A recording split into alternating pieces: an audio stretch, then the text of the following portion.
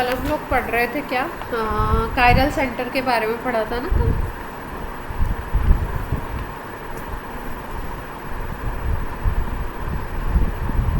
आवाज़ आ रही है सबको प्रॉपर?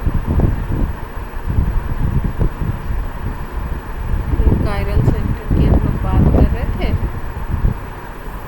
तो कायरल सेंटर में हमने बात करी थी कि भाई sp3 हाइब्रिडाइजेशन होना चाहिए और जो सारे ग्रुप्स होने चाहिए या उसका जो पाथवे होना चाहिए वो डिफरेंट होना चाहिए। ये बात की थी हम लोगों ने।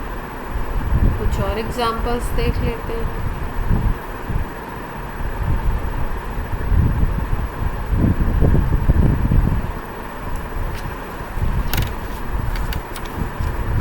ऑर्गेनिक पे क्या है, पहले जीओसी में बहुत सारी छोटी छोटी चीज़ें हैं जिनको अगर ब्रेक करके बता देंगे तो शायद वो दिमाग में जल्दी बैठेंगी। इसलिए मैं थोड़ा सा छोटे छोटे से टॉपिक्स ले करके पहले आपको बता दूँ।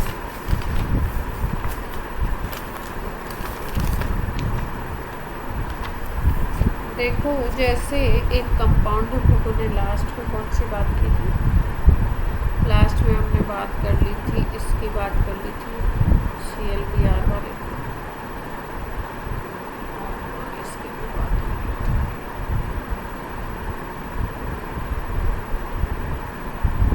अच्छा, ये वाला जो स्ट्रक्चर था इसमें कितने कायरल सेंटर आए थे? ये इसमें 1, 2 and 3, ठीक है। ये जो बीच वाला था इसको कैसे प्रूव किया था हमने कायरल?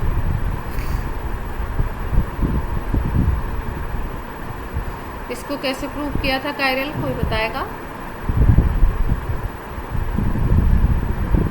हाँ, ये वाला, ये जो ब्लू से मैंने ब्लू डॉट दिया।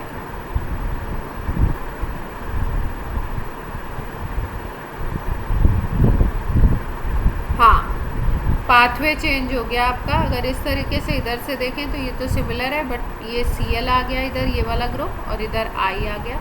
यहाँ पे Br है और एक हिडन H तो होगा ही होगा, तो इसलिए हो गया कायरल। ठीक है, अब हम लोग बात करते हैं जैसे कि एक कंपाउंड ये ले लें अगर हम,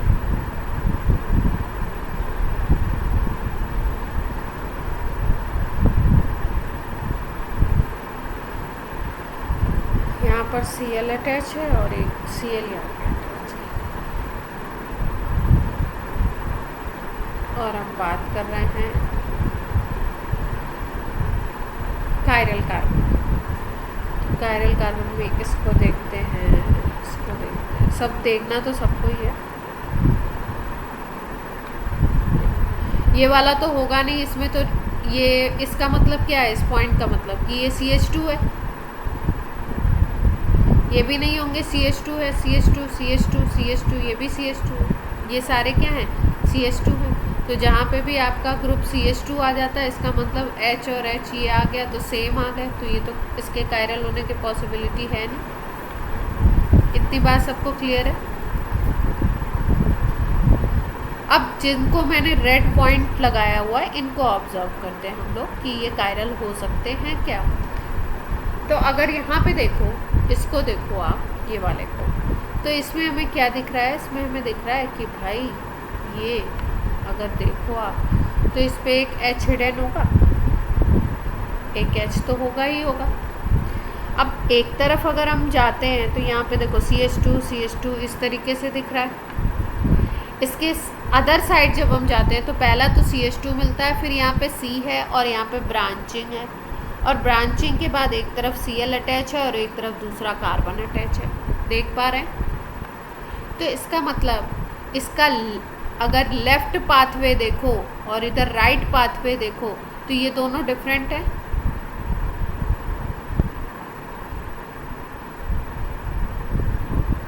ये दोनों डिफर कर रहे हैं एक दूसरे से, यस और नो?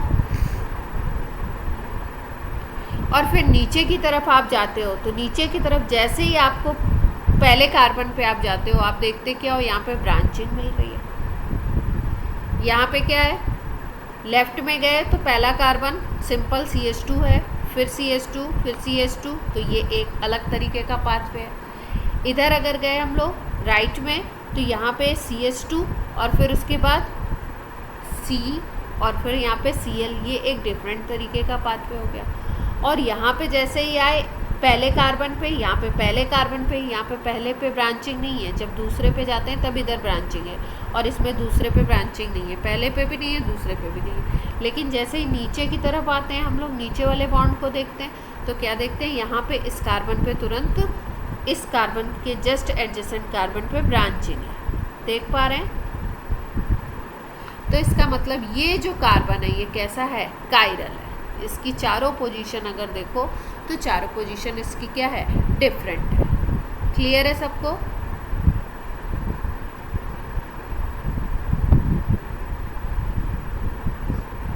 आवाज़ वगैरह प्रॉपर आ रही है मेरी? नेटवर्क का कोई प्रॉब्लम तो नहीं है? तो ये हो गया आपका एक कायरल सेंटर। अब अगर इसको ऑब्जर्व करो तो इसको देखो, इस पे भी एक H अटैच होगा, एक Cl हो गया, तो दो ग्रुप तो ये डिफरेंट हो ही गए। अब पाथवे की बात कर लेते हैं। इधर जैसे ही हम आते हैं कार्बन पे, यहाँ पे Cl लगा हुआ है एडजेसेंट कार्बन पे, और इधर जाते हैं तो इधर CH2 है, देख पा रहे हैं। फिर CH2 के बाद फिर इधर, और फिर यहाँ पे ब्रांचिंग हो गई। और यहाँ पे इस तरफ से अगर हम आते हैं इस कार्बन के, तो यहाँ पे क्या है, जस्ट C से Cl है, तो डिफरेंट पाथवे हो गए। अगर इसके रिगार्डिंग देखें तो दो ग्रुप अलग हैं और ये पाथवे डिफरेंट होगा। तो इसका मतलब ये वाला भी क्या होगा, कायरल होगा। क्लियर है इतनी बात? अगर इनको हम नाम दे दें, अगर इन कार्बन को हम नाम दे दें A, B, C and D, इसी तरीके से C और D को भी देखोगे तो वही सेम सिचुएशन है। तो इसका मतलब A, B and C and D, in position पे जो कार्बन हैं वो कैसे हैं, हमारे कायरल। क्लियर हुई बात? अब देखो, कोई अगर आपको फिगर, कोई स्ट्रक्चर ऐसा दिखता है जिसमें आप 20 से यहाँ पे अगर आप मिरर प्लेस कर दो, अगर यहाँ पे आप एक मिरर रख देते हो तो आप क्या देखते हो, अगर ऐसा आपको दिखे कि ये जो ऊपर वाला पोर्शन है वो नीचे वाले पोर्शन का जस्ट मिरर इमेज है। यहाँ पे हमने एक मिरर प्लेस कर दिया अगर, तो देखा ऊपर वाला जो पोर्शन है वो नीचे वाले पोर्शन का मिरर इमेज है। और जब ऐसी पोजीशन मिलती है किसी स्ट्रक्चर में कि इस तरीके से मिरर इमेज हो सकते हैं एक दूसरे के, तो अगर ऊपर वाले आधे पोर्शन में ये दोनों कायरल हैं तो ये दोनों भी कायरल होंगे। हमने वैसे भी चेक कर लिया और ऐसे भी देख सकते थे हम, अगर ये दोनों कायरल हैं और यहाँ पे हमने मिरर लगाया तो ये पूरा स्ट्रक्चर इसका मिरर इमेज है। तो मिरर इमेज अगर है तो ये वाले नीचे वाले भी कायरल होंगे। A, B कायरल हैं तो क्या होगा, C एंड D और C and D must chiral. Clear है बात? मिरर इमेज तो समझते हैं ना, मिरर इमेज का मतलब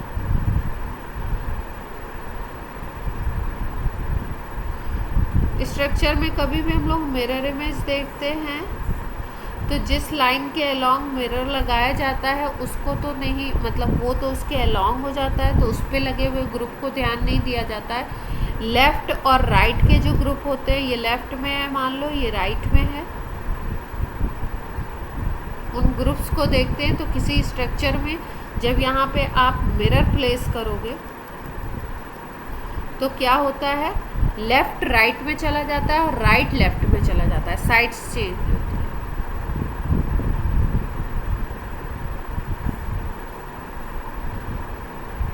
ठीक है, जैसे आप लोग देखते हो कि अगर आप O को देखो और मिरर लगाओ तो इसमें क्या चेंज होगा, क्या ऐसा ही दिखेगा आपको। लेकिन अगर आप P को देखो तो P कैसा हो जाएगा, तो यहाँ पे आपने मिरर लगा दिया तो P की इमेज कैसी आएगी, ऐसी आएगी क्या, ये वर्टिकल लाइन तो ऐसे ही रहेगी।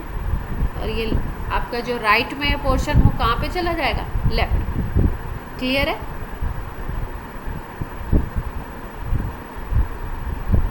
ये हम लोग लाइट में भी पढ़ते थे ना, लाइट में क्या बोलते थे इसको, इस प्रोसेस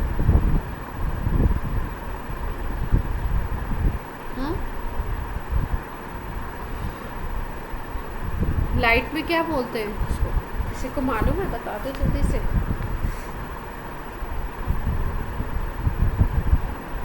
नहीं, रिफ्लेक्शन के थ्रू तो प्लेन मिरर से इमेज बनती है, लेकिन इसको बोलते क्या है?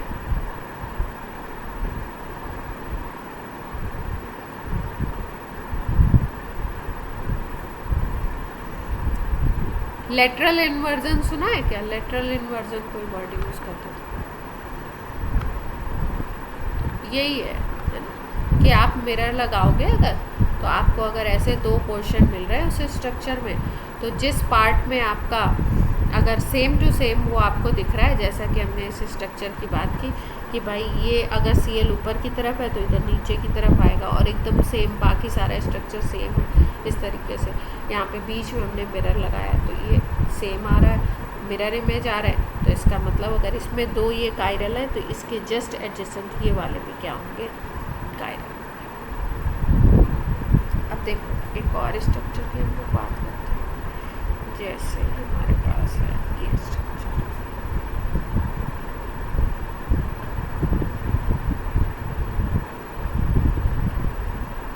ये कल बताया तो नहीं था मैंने, N1। अब इसमें हम लोग जैसे कि ऑर्गेनिक की बात कर रहे हैं तो ज़्यादातर हम बात करते हैं कार्बन की, लेकिन ये स्ट्रक्चर इसमें नाइट्रोजन है, इसकी बात कर रहे हैं कि नाइट्रोजन कायरल है या नहीं है, नाइट्रोजन के बारे में। तो अगर हम इसको देखें तो देखो इस नाइट्रोजन पे यहाँ पे एक लाइन है, इसका मतलब यहाँ पे क्या लगा हुआ है, मिथाइल लगा हुआ है, इधर कौन अटैच है, मिथाइल। यहाँ पे अगर देखो तो दो कार्बन है, तो इसका मतलब यहाँ पे कौन अटैच है, इथाइल। यहाँ अगर देखो तो इसको, इस ग्रुप को हम बोलते हैं आइसोप्रोपाइल, भाई ऐसे ही तो होता है।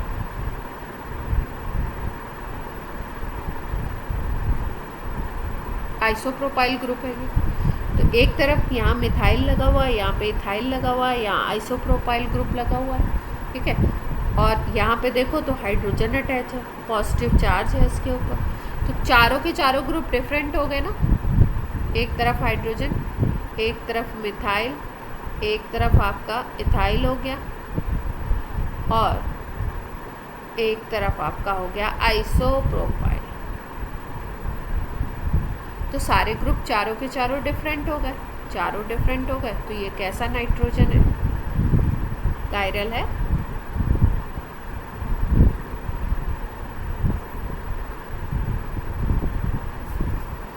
अब देखो जैसे मान लो ये सबसे पहले इसका sp3 की कंडीशन देखनी होती है, भाई आपके ये भी सिग्मा, ये भी सिग्मा, ये भी सिग्मा, तो सारे सिग्मा बॉन्ड है, तो sp3 की कंडीशन को भी देखना होता है सबसे पहले। अब देखो जैसे ये स्ट्रक्चर है, सल्फर के ऊपर लोन पेयर है, और यहाँ पे डबल बॉन्ड है, यहाँ पे आपका इथाइल है, और यहाँ पे आपका मिथाइल है, ठीक। तो हम क्या देख पा रहे हैं, अगर इसके स्ट्रक्चर को देखो आप, तो हम देख पा रहे हैं कि यहाँ पे आपका सिग्मा, यहाँ पे भी सिग्मा, और यहाँ पे भी एक सिग्मा एक पाई तो होगा ही होगा, डबल बॉन्ड में होते हैं, और यहाँ पे आपको एक एलपी दिख रहा है। तो हाइब्रिडाइजेशन अगर देखो तो 3 सिग्मा एंड 1 एलपी, तो नंबर क्या आ गया, 4 आ गया, तो इसका मतलब sp3 हाइब्रिडाइजेशन होगा।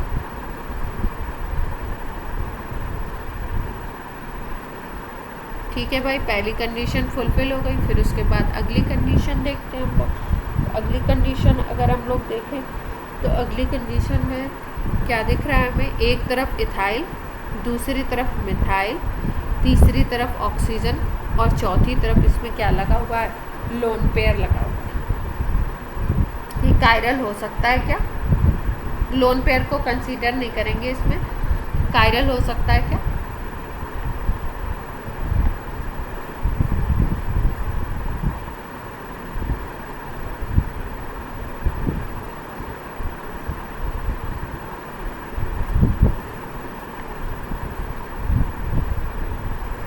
ये जो सल्फर है आपका, इस पे एक आपका Lp लगा हुआ है, एक यहाँ पे सिग्मा बॉन्ड बना हुआ है, यहाँ पे सिग्मा बॉन्ड बना हुआ है, और यहाँ पे भी एक सिग्मा बॉन्ड है।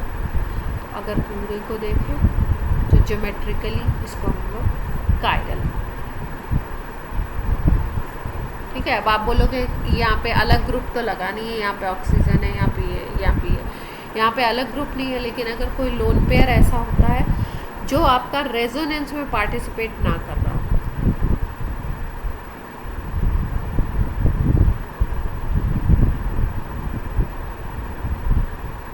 तो वो बना सकता है कायरल।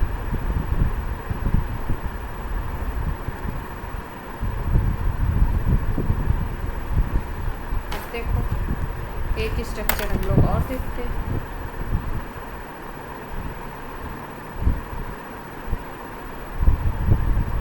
ये नाइट्रोजन है, यहाँ पे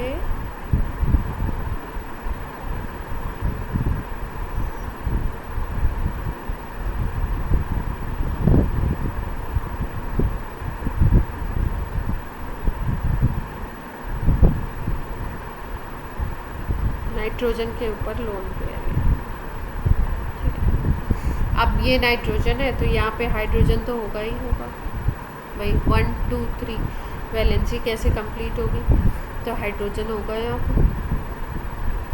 अब अगर हम देखें तो ये वाले स्ट्रक्चर में पूछा गया नाइट्रोजन कायरल है या नहीं है।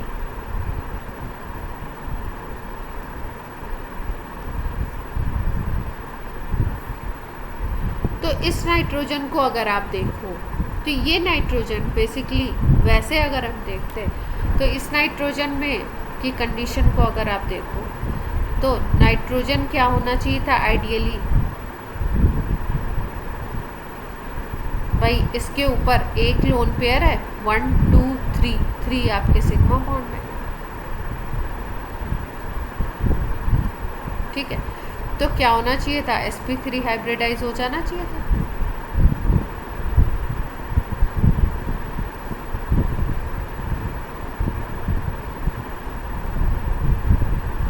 लेकिन होता क्या है एग्जैक्टली होता ये है कि ये जो लोन पेयर है ना, ये इस डबल बॉन्ड से रेजोनेंस में आ जाते हैं। Lp एंड डबल बॉन्ड ये क्या क्रिएट करते हैं स्ट्रक्चर में, रेजोनेंस क्रिएट करते हैं। और जहाँ पे भी इस तरीके से लोन पेयर रेजोनेंस में यूज़ होने लगेगा, रेजोनेंस करेगा, वहाँ पे हाइब्रिडाइजेशन sp3 ना हो करके sp2 हो जाएगा। क्योंकि कभी ऐसा भी हो सकता है कि यहाँ पे भी डबल बॉन्ड कैरेक्टर है, तो नाइट्रोजन पे डबल बॉन्ड कैरेक्टर डेवलप हो जाता है, sp2 हाइब्रिडाइजेशन आ जाता है, इसलिए इस नाइट्रोजन को हम कायरल नहीं कह सकते।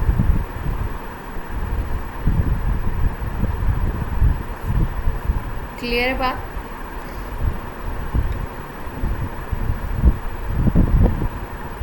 यहाँ पे ऐसी कोई कंडीशन नहीं दिखाई गई थी, यहाँ पे ये वाला लोन पेयर इधर से कोई रेजोनेंस कर नहीं सकता है, तो इसलिए ये कायरल में आ गया। लेकिन यहाँ पे क्या हो गया, यहाँ पे ये लोन पेयर रेजोनेंस में इन्वॉल्व हो जाता है, इसलिए क्या होता है, ये आपका कायरल नहीं। क्लियर है इतनी बात।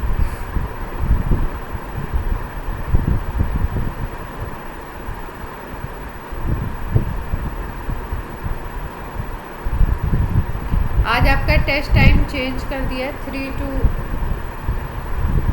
10 कर दिया है ना, तो आप आराम से देखिए। आर्ची कल जो आपने डाउट पूछे थे वो क्लियर हुए या नहीं हुए?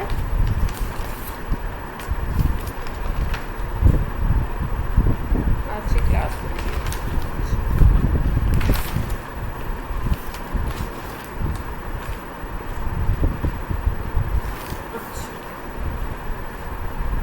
स्कूल खुल रहे हैं ना, तो वो बहुत, इसीलिए टाइम थोड़ा चेंज कर दूँगी, तो आप लोग को कभी अगर कोई काम होगा तो आप चलिए। एक होता है, ये दूसरा टॉपिक है RS कॉन्फ़िगरेशन।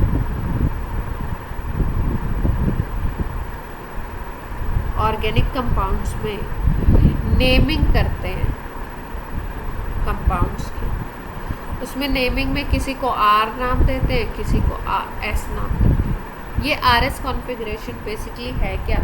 कभी कभी छोटा सा क्वेश्चन इससे आ जाता है। आर फॉर होता है रेक्टस एंड एस फॉर होता है सिनिस्टर। सुना है ये पहले वर्ड? किसी ने सुना है क्या? नहीं सुना। और इसका मीनिंग होता है टूवर्ड्स राइट, और एग्जैक्ट जो हमारे काम का मीनिंग है वो है क्लॉकवाइज। और सिनिस्टर का मतलब होता है एंटी क्लॉकवाइज।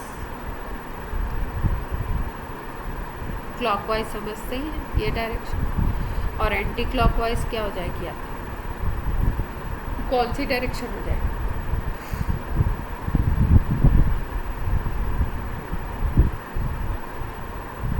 इस तरीके की डायरेक्शन हो जाएगी, ठीक है। तो अब ये क्लॉकवाइज एंटी क्लॉकवाइज कैसे हम लोग देखते हैं, क्या चीज़ हमें देखती है? सपोज आपको कोई कायरल सेंटर है, ठीक है।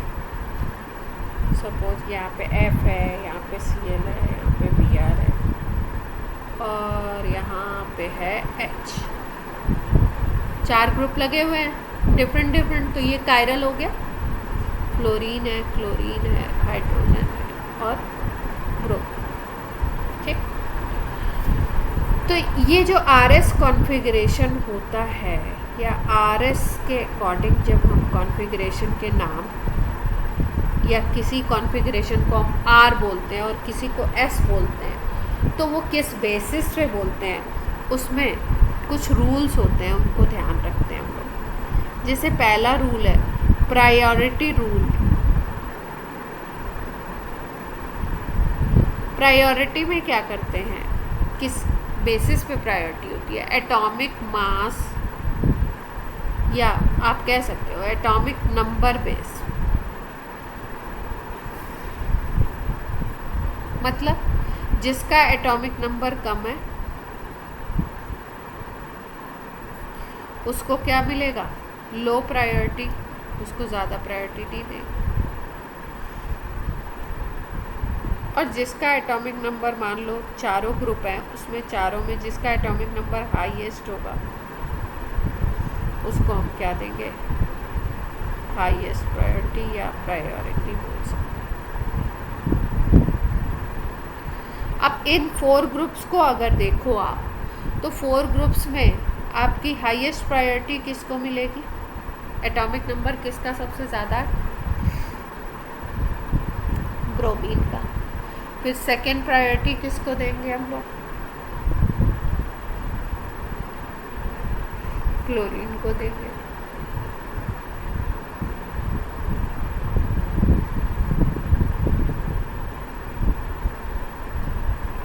अगर हम बात करें तो एटॉमिक नंबर सबसे ज़्यादा ब्रोमीन का है, फिर क्लोरीन का है, फिर अगर देखो तो फ्लोरीन का है, फिर हाइड्रोजन का है। तो सब अगर नंबर 1 2 3 प्रायोरिटी की बेसिस पे बोलो तो 1 पे इसको रखेंगे, 2 पे इसको रखेंगे, 3 पे इसको रखेंगे और 4 पे इसको रखेंगे, ठीक है। तो इस तरीके की प्रायोरिटी सेट होती है। दूसरा रूल क्या है? देखो दूसरा रूल ये है कि जो आपको लीस्ट प्रायोरिटी पे मिल रहा है ना, लीस्ट प्रायोरिटी ग्रुप जो होता है, उस लीस्ट प्रायोरिटी ग्रुप को बोलते हैं LPG बोल सकते हैं, लीस्ट प्रायोरिटी ग्रुप। तो इसमें हाइड्रोजन क्या होगा? LPG होगा इस स्ट्रक्चर में। भाई ब्रोमीन हो गया आपका हाईएस्ट प्रायोरिटी, HPG, और H क्या हो गया? Lowest priority group. इतनी बात क्लियर है सब?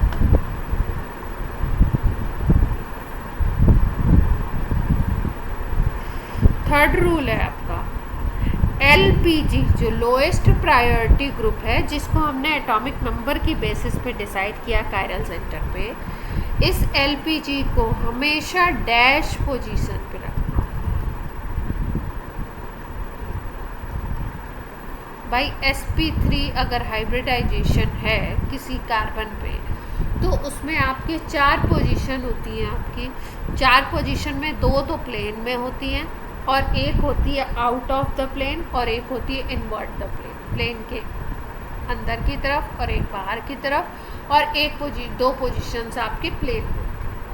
तो ये चारों पोजीशन में से जो डैश वाली पोजीशन है उस पर किसको रखना चाहिए हमको? LPG। क्लियर है इतनी बात?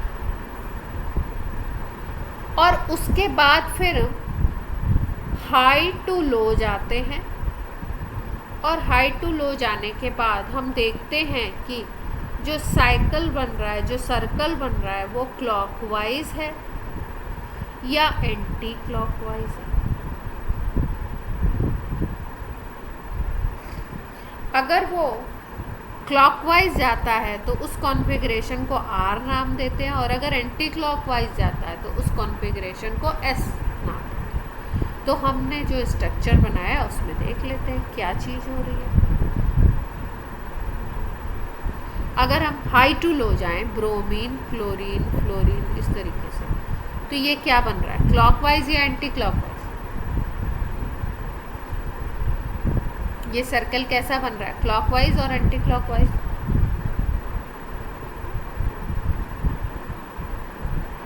क्लॉकवाइज बन रहा है। तो क्लॉकवाइज को हमने कौन सा कॉन्फ़िगरेशन बोला है? R बोला है। तो ये कौन सा कॉन्फ़िगरेशन हो गया? R कॉन्फ़िगरेशन हो गया। क्लियर है बात?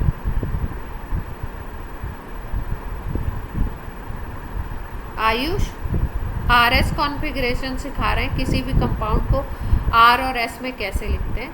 तो R होता है आपका क्लॉकवाइज, S होता है आपका एंटी क्लॉकवाइज। कायरल पे जितने भी ग्रुप्स लगे हुए हैं उनको हम लोग एटॉमिक नंबर के बेसिस पे एक को लोएस्ट प्रायोरिटी, एक को हाईएस्ट देते हैं, और हाई टू लो जाते हैं। और हाई टू लो जाने में सर्कल कैसा बन रहा है? क्लॉकवाइज बन रहा है, एंटी क्लॉकवाइज बन रहा है, उसके अकॉर्डिंग हम R या S नाम देते हैं। उसमें ध्यान रखते हैं जो सबसे कम एटॉमिक नंबर वाला है उसको LPG बोलते हैं, lowest priority group, least priority group, और उसको हमेशा डैश पोजीशन पे रखते हैं। अभी इस बात का मतलब समझाएंगे कि डैश पोजीशन पे रखने का मतलब। अब ये इतनी बात क्लियर हो गई। अब उसको डैश पोजीशन पे रखने का मतलब क्या है कि अगर आपका कहीं पे कोई स्ट्रक्चर आपको ऐसा मिलता है, अगर कोई स्ट्रक्चर इस तरीके का है जिसमें LPG वो आपका डैश पे नहीं है, तो उसको हम लोग उस स्ट्रक्चर को रोटेट करके देखते हैं, और रोटेट करने के बाद कोशिश करते हैं कि LPG कहाँ पे पहुँच जाए?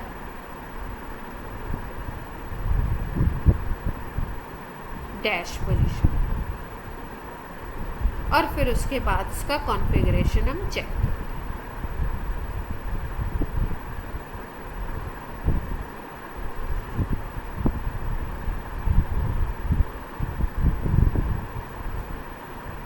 ठीक है, अब देखो कुछ और एग्जांपल देखते हैं, फिर रोटेशन देखते हैं। जैसे मान लो यहाँ पे इस तरीके से,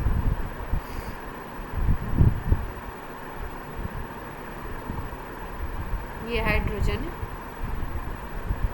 ये ड्यूटेरियम लगा हुआ, ये आपका फ्लोरीन लगा दिया हमने, और यहाँ पे हमने ट्राइटिशियम। अब ये क्या है? सारे जो 4 ग्रुप्स हैं इस कंपाउंड में वो कौन कौन से लगे हैं, कौन कौन से अटैच हैं? एक हाइड्रोजन है आपका, दूसरा ड्यूटेरियम। तो ड्यूटेरियम का अगर आप देखो तो 1s2 मास चेंज हो जाएगा। इसका अगर देखो तो 1h1 है। ट्राइटिशियम को अगर देखो तो 1s3 है। और फ्लोरीन को अगर देखो तो फ्लोरीन आपका क्या हो जाएगा? फ्लोरीन होता है 9f18, ऐसा होता है ना कुछ।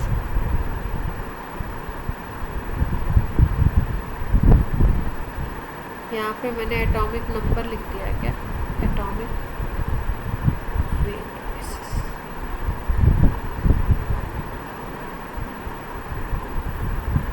तो ये आपका है क्या? अब इसमें प्रायोरिटी देखो तो प्रायोरिटी किसका मास सबसे ज़्यादा है, लीस्ट प्रायोरिटी पे कौन होगा और हाई पे कौन होगा?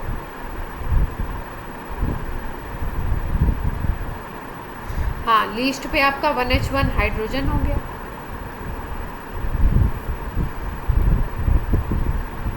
और इस पे फ्लोरीन हो गया। तो सबसे आपका पहला नंबर किसको देंगे हम लोग, जो हाईएस्ट पे है, तो ये होगा।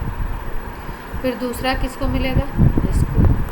तीसरा नंबर इसको, और चौथा नंबर इसको। अब हम लोग क्या करें, हाई टू लो जाएं। तो हाई टू लो अगर हम जाते हैं तो देखो बीच में ये हाइड्रोजन आ रहा है, लेकिन ये बीच में नहीं है, ये आपका क्या है, आपका पीछे की तरफ हो, प्लेन के अकॉर्डिंग। तो ये 1 2 3 पे अगर आप जाओ तो 1 2 3 पे जाओ तो कौन सी डायरेक्शन मिल रही है, क्लॉकवाइज और एंटी क्लॉकवाइज?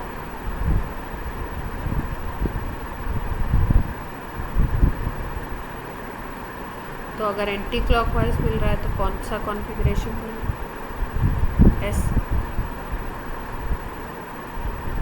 क्लियर है बात?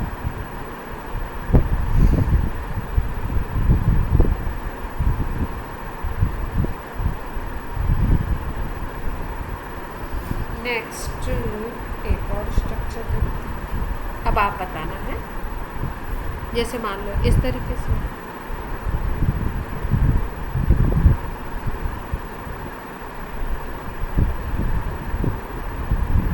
एक होता है आपका फिशर प्रोजेक्शन फॉर्मूला। ये हम लोग कार्बोहाइड्रेट में भी पढ़ेंगे और भी कई जगहों पे पढ़ेंगे, एल्डिहाइड कीटोन में भी पढ़ेंगे। फिशर प्रोजेक्शन फॉर्मूला, ठीक है। ये होता क्या है, फिशर प्रोजेक्शन फॉर्मूला। इसमें क्या करते हैं, कंपाउंड का जो कार्बन चेन होता है ना, उसको वर्टिकल लाइन में लेते हैं,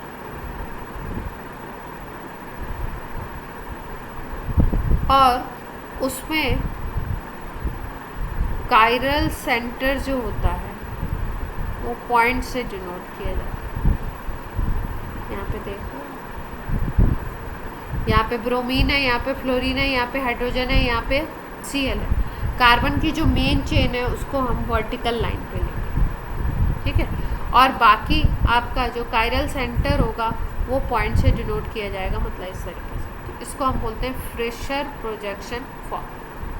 तो अगर फिशर प्रोजेक्शन फॉर्मूला के फॉर्म में आपको दिया हुआ है स्ट्रक्चर, तब भी आप R और S डिसाइड कर सकते हो आराम से। ये वाला ये कायरल दिख रहा है आपको, अब कैसे डिसाइड करें, किसको हाईएस्ट प्रायोरिटी दें, किसको लोएस्ट?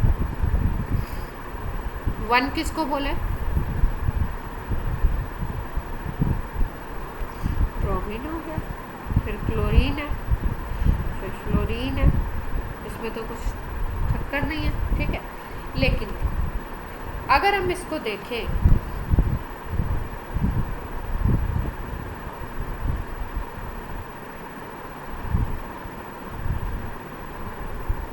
तो ये कैसा दिख रहा है, कैसा जा रहा है, एंटी क्लॉकवाइज जा रहा है। तो क्या होना चाहिए था, ये क्या होता, S हो जाता।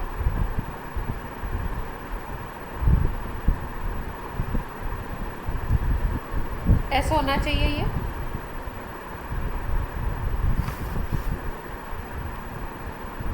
yes or no? अगर ये कुछ इस तरीके से दिया हुआ हो, सपोज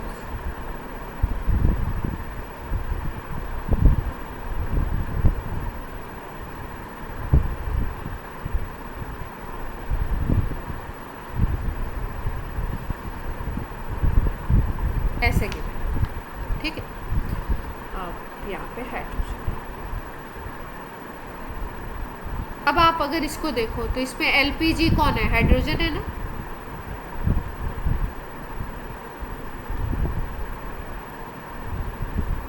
अगर पोजीशन आप दो तो इसको 1 दे दोगे, इसको 2 दे दोगे,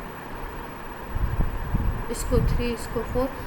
अगर इसके अकॉर्डिंग आप देखो तो 1 2 3 4 ऐसे होना चाहिए, ठीक है। तो वो हो जाएगा कौन सा डायरेक्शन, क्लॉकवाइज हो जाएगा, R कॉन्फ़िगरेशन होना चाहिए, ठीक है। लेकिन अगर हम इसमें देखें तो LPG कहाँ पे है, LPG वेज पे है, और एलपीजी होना कहाँ चाहिए, डैश इस पे होना चाहिए। तो अब क्या करते हैं, ऐसे स्ट्रक्चर्स को हम देखते हैं रोटेट करके, तो रोटेट करके कुछ ऐसा पोजीशन सेट करें कि एच आ जाए आपका कहाँ पे,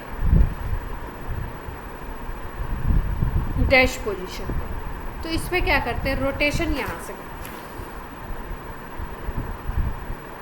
क्लोरीन की पोजीशन वही रहेगी सेम टू सेम, रोटेट भी करोगे आप स्ट्रक्चर तो क्लोरीन ऐसा का ऐसा ही रहेगा। अब आप क्या करोगे, अगर इसकी पोजीशन को चेंज करते हो तो धीरे धीरे क्या होगा, पोजीशन जैसे मान लो आपने इस तरीके से चेंज किया तो हाइड्रोजन यहाँ पे जा सकता है क्या, डायरेक्टली एक स्टेप पे नहीं जाएगा, धीरे धीरे जाएगा और पोजीशन इंटरचेंज होगी। तो इंटरचेंज जब होगी पोजीशन तो नई पोजीशन क्या बनेगी,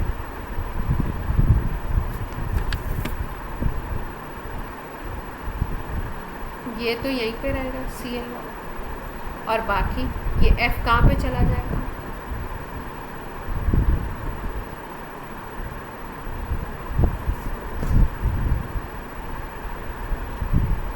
H आ गया आपका यहाँ पे। अगर Br की बात करो तो यहाँ पे और F। अब अगर हम देखें हाई टू लो, 1 2 3 4, तो 1 2 3 4 के अकॉर्डिंग 4 को आप ना भी देखो, 1 2 3 जाओ तो क्या हो जाएगा, कैसी डायरेक्शन आ रही है ये,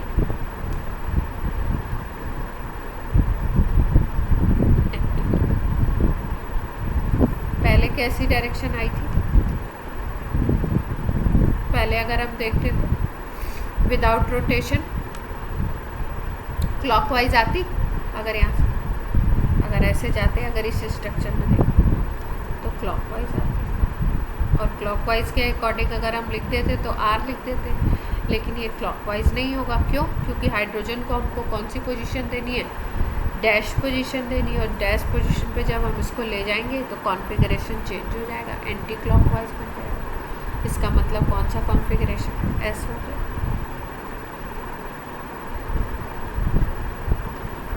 रोटेशन समझ आया, रोटेट कैसे किया,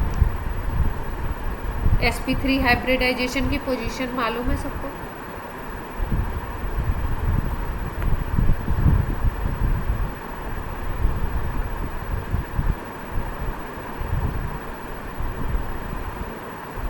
भाई 4 चीज़ें हैं इस तरीके से,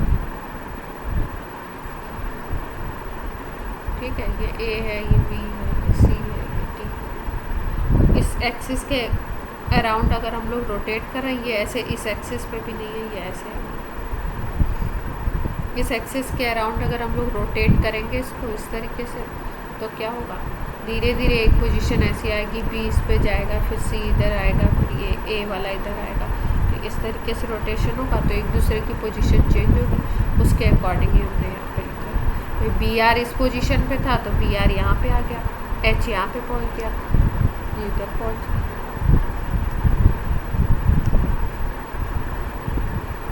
अब R और S कॉन्फ़िगरेशन आप देख लेंगे किसी स्ट्रक्चर को देख के पहचान लेंगे।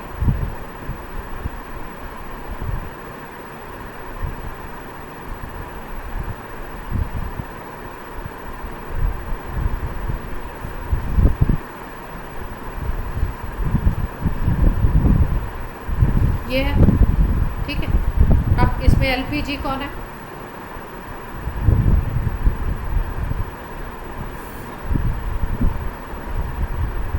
फ्लोरीन होगा,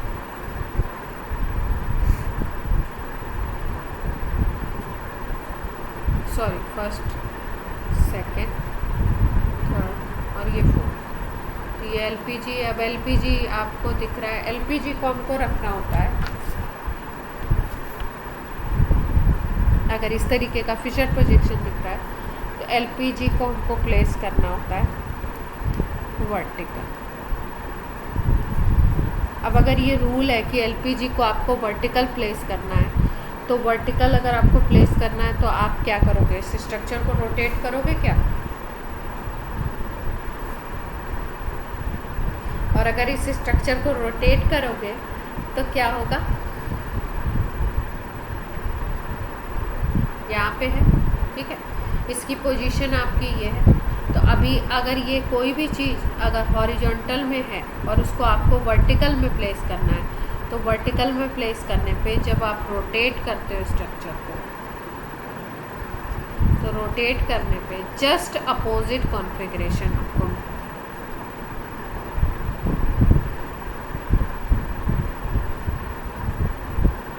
मतलब अगर इसके अकॉर्डिंग हम देखें तो क्या बनेगा, आर बनेगा या एस बनेगा। कहाँ से स्टार्ट करोगे, आई से स्टार्ट करोगे, तो कौन सा कॉन्फ़िगरेशन होना चाहिए था, ये क्लॉकवाइज है एंटी क्लॉकवाइज,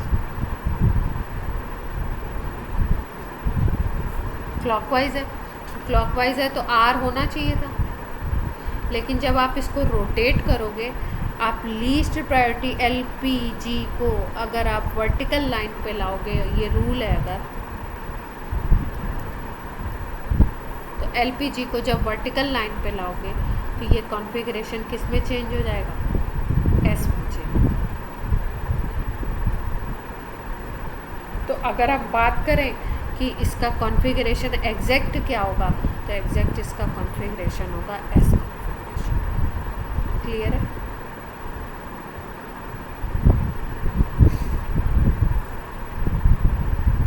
अब देखो ये R और S जो कॉन्फ़िगरेशन है,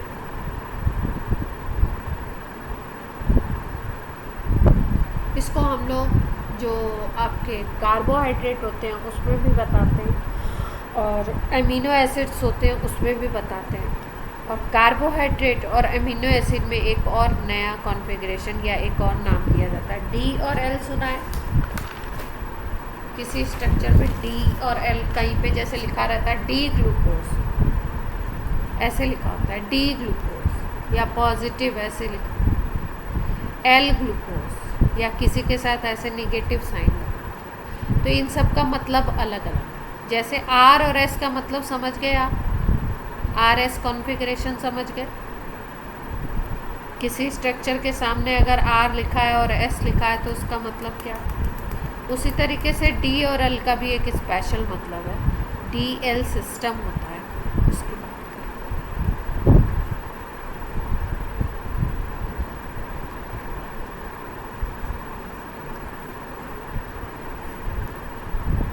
अब DL सिस्टम में क्या है, किस स्ट्रक्चर को हम D बोलेंगे और किस स्ट्रक्चर को हम L बोलेंगे।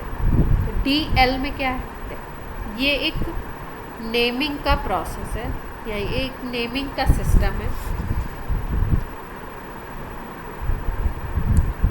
This is used for naming of amino acids and sugars. Carbohydrate और एमिनो एसिड के कॉन्फ़िगरेशन के लिए ये सिस्टम हम लोग यूज़ करते हैं, DL सिस्टम। अब इस DL सिस्टम में है क्या, इस DL सिस्टम में बेसिक जो माना गया है वो ग्लिसरल्डिहाइड को लिया गया है। बेसिक क्या लेते हैं,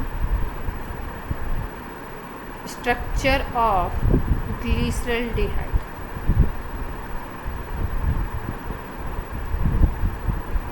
अब बोलेंगे भाई ये स्ट्रक्चर ग्लिसरल्डिहाइड को बेस मान लिया तो क्या मतलब है इसका।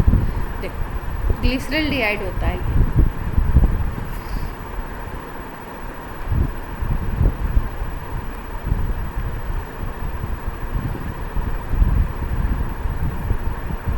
इसको बोलते हैं हम ग्लिसरल्डिहाइड।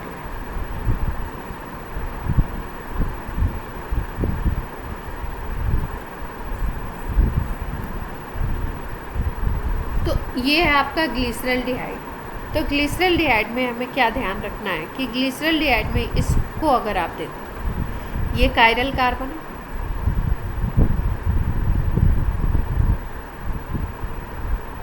और कायरल कार्बन के नीचे ये जो कार्बन है, अगर इसको देखो इस स्ट्रक्चर में अगर हम देखें तो ये जो OH ग्रुप है ना, ये OH ग्रुप राइट पोजीशन में है या लेफ्ट में है, उसकी बेसिस पे नाम देते हैं। अगर ये राइट पोजीशन में है तो इसको हम बोलते हैं डी, और अगर ये लेफ्ट पोजीशन में हो जाता तो इसको हम बोलते हैं एल। इतनी बात क्लियर है?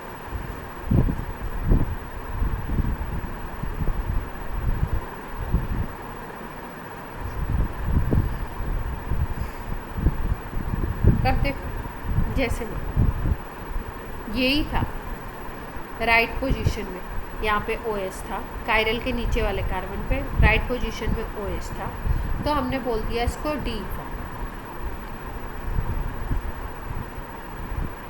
या हम बोलेंगे डी ग्लिसरॉल।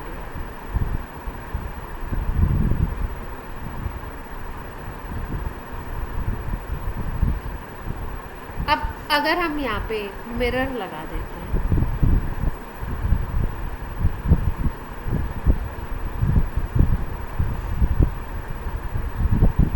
ये स्ट्रक्चर तो हमारा डी का था,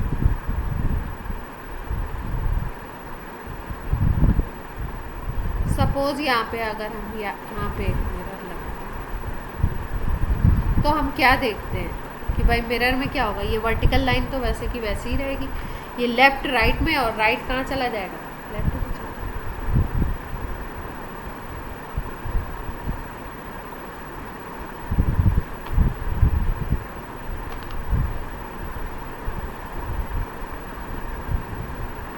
देख पा रहे? अब क्या हो गया, ये दोनों एक दूसरे के क्या है, मिरर इमेज है। अगर इस स्ट्रक्चर को देखो और इस स्ट्रक्चर को, ये एक दूसरे के क्या है, मिरर इमेज। लेकिन ये एक दूसरे के ऊपर सुपर इम्पोज हो सकते हैं क्या? जैसे ये हमारे दो हैंड्स हैं या कोई ऐसी चीज़ है, हम बात करते हैं, जैसे ये बी है और यहाँ पे आपने बी लेटर, यहाँ पे मिरर लगा दी, तो ये कैसा दिखेगा, ऐसा दिखेगा? यस और नो? ये मिरर इमेज हो गए एक दूसरे के,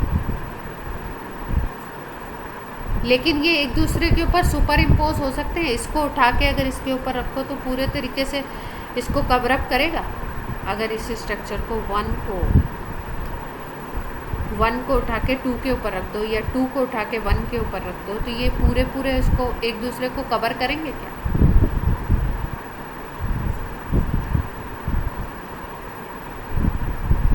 कवर नहीं करेगा ना।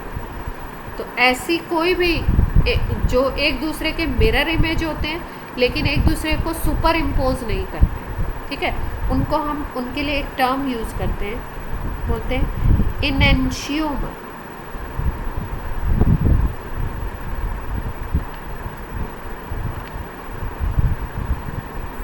इनेंशियोमर क्या है? इनेंशियोमर है 2 forms of compound which are mirror image of each other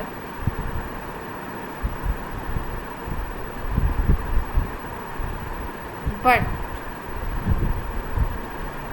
non superimposable,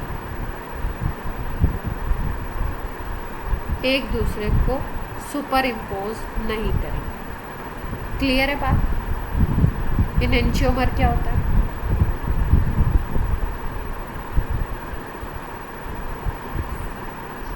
ठीक है, तो ये अगर इस कॉन्फ़िगरेशन और इस कॉन्फ़िगरेशन को देखो, सेम कंपाउंड आपको दिखाई दे रहा है। एक को हम बोल रहे हैं डी और दूसरे को हम बोलेंगे एल फॉर्म।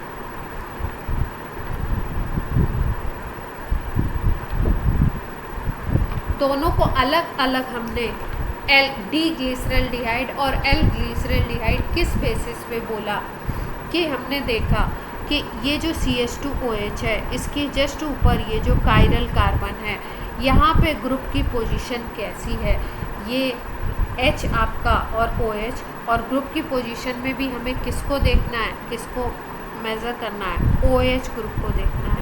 कि OH group right hand side में है या लेफ्ट हैंड साइड में है, तो उसके बेसिस पे हम लोग नाम देते हैं। अगर राइट है तो D, और अगर L में लेफ्ट में है तो उसको हम क्या नाम देते हैं, L। और ये जो स्ट्रक्चर्स होंगे ये एक दूसरे के क्या होंगे, मिरर इमेज होंगे, लेकिन नॉन सुपर इम्पोजेबल। एक है D ग्लिसरल्डिहाइड और दूसरा है L ग्लिसरल्डिहाइड। क्लियर?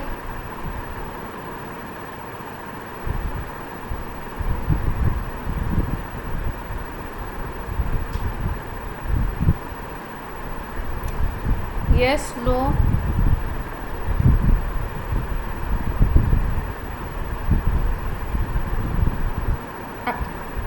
अगर यही चीज़ हम लोग देखें एमिनो एसिड में, सपोज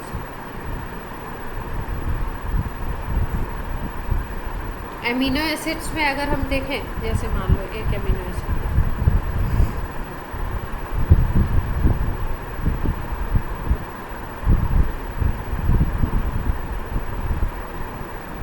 इस वर्टिकल लाइन को नहीं देखना है, किसको देखना है, ये कायरल सेंटर के लेफ्ट राइट देखो। तो इसमें NH2 की पोजीशन की बेसिस पे बोलते हैं। NH2 अगर आपका लेफ्ट में है तो उसको L फॉर्म बोलेंगे, और NH2 अगर राइट में आ गया तो उसको क्या बोलेंगे हम लोग, D फॉर्म। यहाँ पे अगर देखो तो NH2 कहाँ पे है, लेफ्ट पोजीशन पे है। ये आपका कायरल कार्बन है, और ये क्या है, NH2 लेफ्ट पोजीशन पे है, L लेफ्ट पोजीशन पे, तो ये L फॉर्म। और ये जो आपका है इसको हम लोग बोलते हैं LN।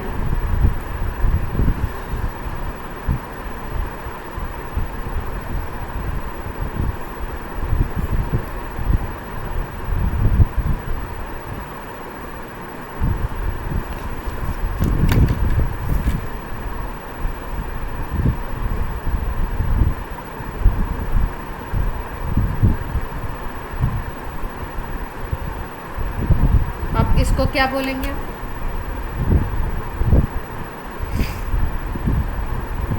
L फॉर्म है, D फॉर्म है, NH2 कहाँ पे है,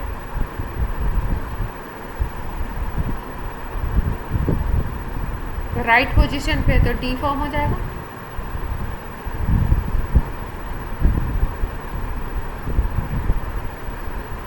देखना किसको है, CH2OH के जस्ट ऊपर जो कायरल कार्बन होगा उसको देखना। इसमें एक और रूल होता है कि आपका जैसे मान लो किसी कंपाउंड में ज़्यादा कार्बन हो, कायरल कार्बन एक नहीं हो, ज़्यादा हो, तो हम कैसे करें, तब उस स्ट्रक्चर में मोस्ट ऑक्सीडाइज फॉर्म जो होता है वो अपर पोजीशन, ऊपर की तरफ देखते हैं, और लेस ऑक्सीडाइज या OH वाला जो होगा वो नीचे की तरफ।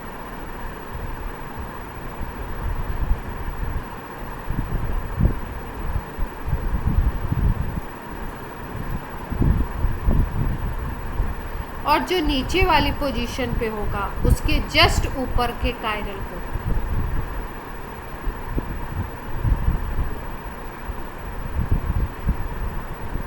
बिलो पोजीशन से जस्ट एबव कायरल कार्बन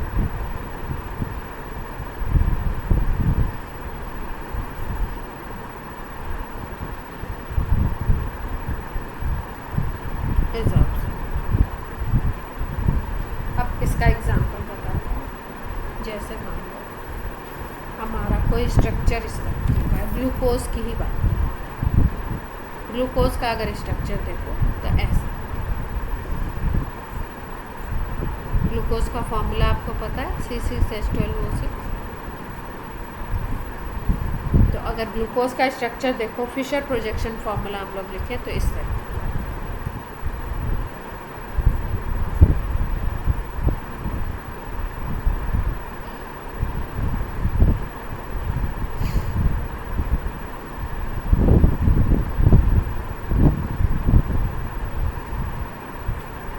अब ये CH2OH है, ये CH जो है। अब देखो CH2OH एल्कोहल दिख रहा है आपको,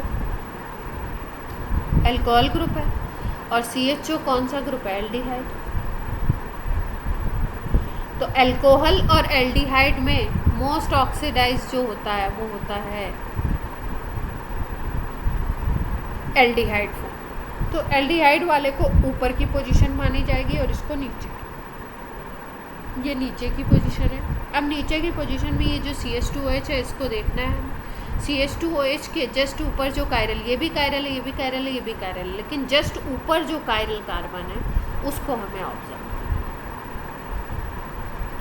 जस्ट ऊपर वाले को जब आप ऑब्जर्व करोगे, कायरल तो सारे ही, इसको अगर आप ऑब्जर्व करते हो तो आप क्या देखते हो कि ये कार्बन में OH कहाँ, कौन सी पोजीशन पे दिख रहा है? राइट और लेफ्ट? इसकी पोजीशन अगर हम देखें तो राइट पोजीशन दिख रही है। तो राइट पोजीशन को हम कौन सा कॉन्फ़िगरेशन कहते हैं? D कहते हैं। तो इसको हम नाम क्या देंगे? D glucose. क्लियर है बात?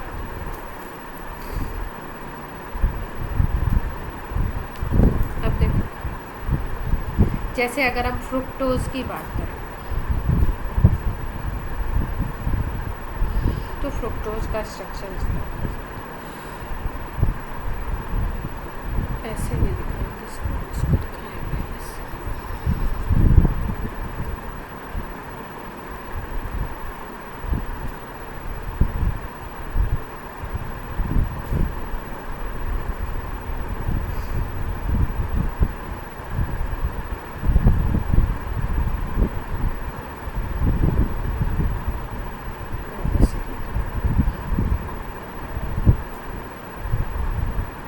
फ्रुक्टोज का भी फॉर्मूला सेम होता है ना।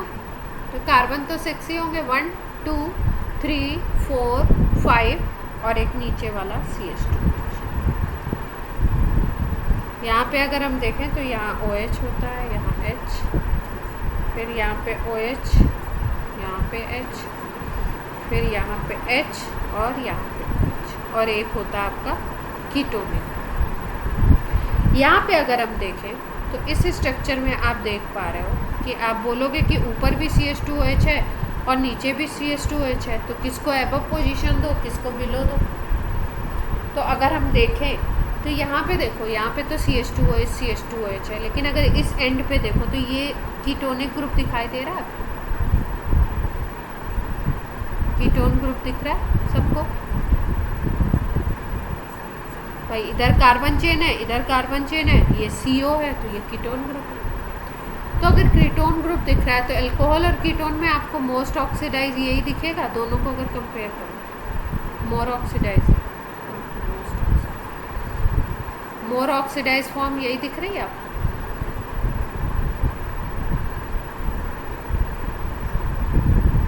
तो मतलब ये वाली पोजीशन तो अबव हो गई इस CH2OH की पोजीशन, ये वाला नीचे की तरफ है।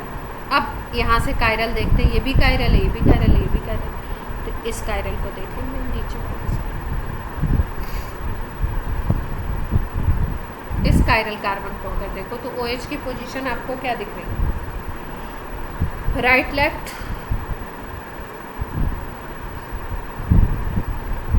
D फॉर्म हो गया ये, क्योंकि स्ट्रक्चर फ्रुक्टोज का है।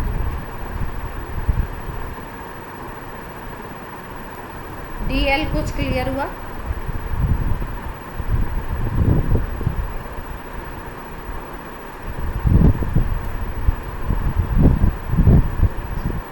DL कॉन्फ़िगरेशन बेसिकली किसके बेसिस पे दिया गया? ग्लिसरल्डिहाइड को बेस मान के दिया गया है। ग्लिसरल्डिहाइड का स्ट्रक्चर कैसा था आपका?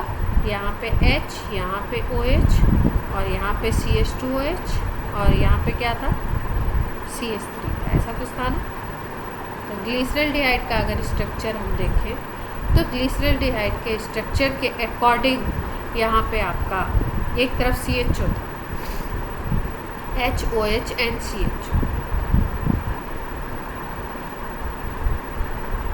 इस ग्लिसरल्डिहाइड के स्ट्रक्चर को अगर हम देखें तो इसकी बेसिस को मान करके जिस स्ट्रक्चर में भी कुछ ऐसा चेन दिखाई देता है इस तरीके का, इस तरीके की चीज़ दिखती है, उसको ग्लिसरॉल्डिहाइड का ये पार्ट मानते हैं। इस पार्ट को ऑब्जर्व किया जाता है और उसकी बेसिस पे नाम देते हैं डी या एल, उस कंपाउंड के नाम के साथ डी या एल फॉर्म। क्लियर?